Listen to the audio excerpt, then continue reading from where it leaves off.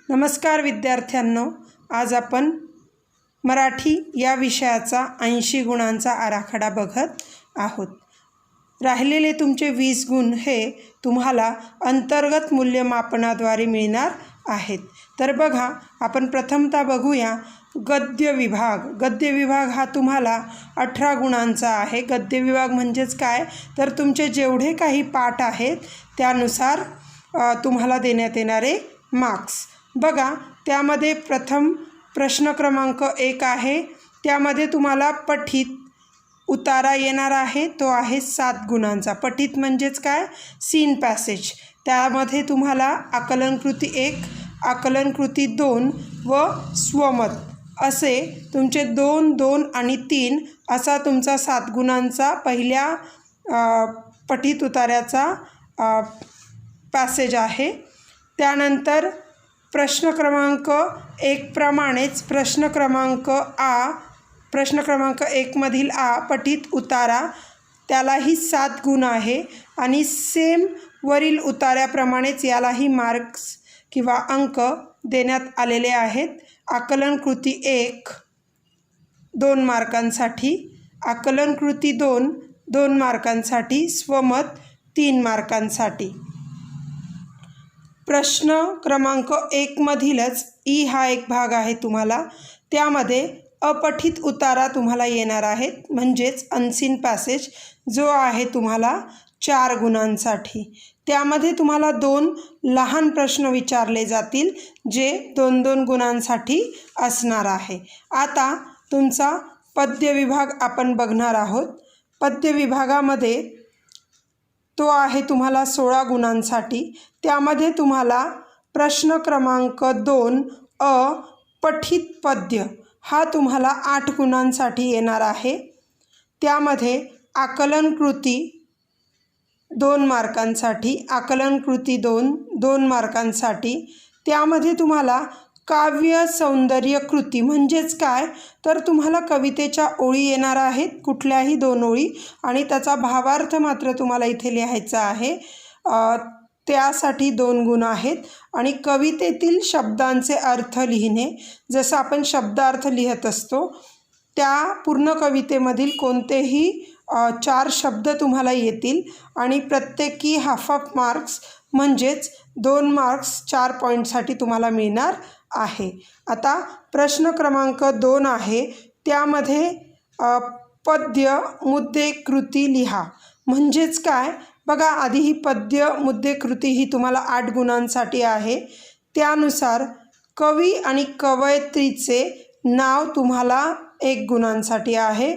कवितेचा विषय तुम्हाला लिहायचा आहे, कवितेतील शब्दांचे अर्थ तुम्हाला लिहायचे आहे, किंवा तो जर प्रश्न आला नाही तर त्याऐवजी तुम्हाला कवितेच्या कुठल्याही ओळींचा भावार्थ विचारण्यात येणार आहे, तोही तुम्हाला 2 अंकांसाठी आहे। पुढे प्रस्तुत कवितेतून मिळणारा संदेश तुम्हाला 2 गुणांसाठी आहे। तसेच प्रस्तुत कविता आवडण्याची व न आवडण्याची कारणे 2 गुणांसाठी आहेत। तर बघा, स्थूल वाचन हा एक तुम्हाला भाग आहे, यामध्ये तो 6 गुणांसाठी आहे। प्रश्न क्रमांक 3 स्वमत अभिव्यक्ती 3 गुणांचा असणार आहे। म्हणजेच काय, तर तुम्हाला 3 प्रश्न अभिव्यक्तीवर विचारले जातील, जो तुमचा स्थूल वाचन भाग असतो त्यावर आधारित, आणि त्यानुसार तुम्हाला 2 प्रश्न सोडवावे लागतील। प्रत्येकी 3 गुणांसाठी हा प्रश्न असणार आहे। असे 6 गुण तुम्हाला इथे मिळणार आहेत। आता पुढचा विभाग क्रमांक 4 आहे, व्याकरण भाषा अभ्यास विभाग। यामध्ये बघा, हा प्रश्न तुम्हाला 16 गुणांसाठी आहे। आता 16 गुण, त्यामध्ये प्रश्न क्रमांक 4 मध्ये आहे व्याकरण कृती 8 गुणांसाठी। त्यामध्ये वाक्याचे प्रकार ओळखा 2 गुण, वाक्य रूपांतर करा 2 गुण, 3 पैकी 2 वाक्प्रचारांचा अर्थ लिहायचा आणि वाक्यात उपयोग करायचा आहे 4 गुण, असे हे 8 गुण आहेत तुम्हाला व्याकरण कृतीसाठी. आता प्रश्न क्रमांक 4 आ भाषिक कृती 8 गुणांसाठी. शब्दसंपत्ती 4 गुण. समानार्थी शब्द 1 गुणांसाठी. विरुद्धार्थी शब्द 1 गुणांसाठी. शब्दसमूहाबद्दल एक शब्द 1 गुणांसाठी. एकवचन अनेकवचन 1 गुणांसाठी. किंवा लिंग विचारलं जाईल तेही तुम्हाला 1 गुणांसाठी आहे. तसेच हे तुमचे जे आधीचे 4 मार्क्स होते त्यामध्ये लेखन नियमानुसार लेखन 2 वाक्य, एका वाक्यात 2 चुका असणार आहेत किंवा 4 अचूक शब्द येतील, त्यापैकी अचूक शब्द तुम्हाला ओळखायचा आहे. विरामचिन्ह बघा, त्यामध्ये योग्य विरामचिन्ह वाक्यामध्ये वापरा असा प्रश्न येऊ शकतो किंवा विरामचिन्ह ओळखा. आता पुढचा प्रश्न असणारे उपयोजित लेखन 24 गुणांसाठी आहे. त्यापैकी प्रश्न 5वा अ पुढील कृतींपैकी कोणतीही एक कृती सोडवा 6 गुण. त्यामध्ये तुम्हाला पत्रलेखन आहे. पत्रलेखनामध्ये तुम्हाला फॉर्मल इनफॉर्मल म्हणजेच औपचारिक व अनौपचारिक अशी 2ही पत्रे इथे असणार आहेत. तसेच सारांश लेखन त्याऐवजी असणार आहे, म्हणजे तुम्हाला एक तर पत्रलेखन लिहायचे किंवा सारांश लेखन लिहायचे. पुढील 3 कृतींपैकी कोणत्याही 2 कृती सोडवायला सांगितलेल्या आहेत. 10 गुणांसाठी असणार आहे हा प्रश्न.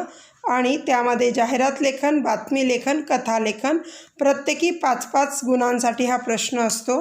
यापैकी तुम्हाला 2 कृती सोडवायच्या आहेत.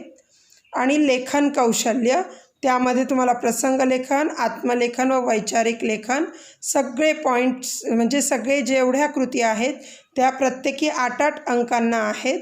त्यापैकी तुम्हाला कोणतीही एक कृती सोडवायची आहे. तर बघा विद्यार्थी मित्रांनो, आज आपण अगदी व्यवस्थितपणे तुम्हाला येणारा बोर्ड परीक्षेसाठीचा आराखडा आजच पहिल्या लेक्चरमध्ये आपण समजावून घेतला आहे.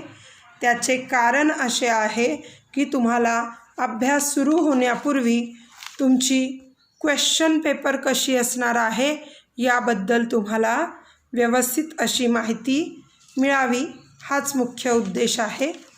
तर यानुसार आपण पुढील व्हिडिओ उद्या आपण काय करणार आहोत सांगणार आहोत.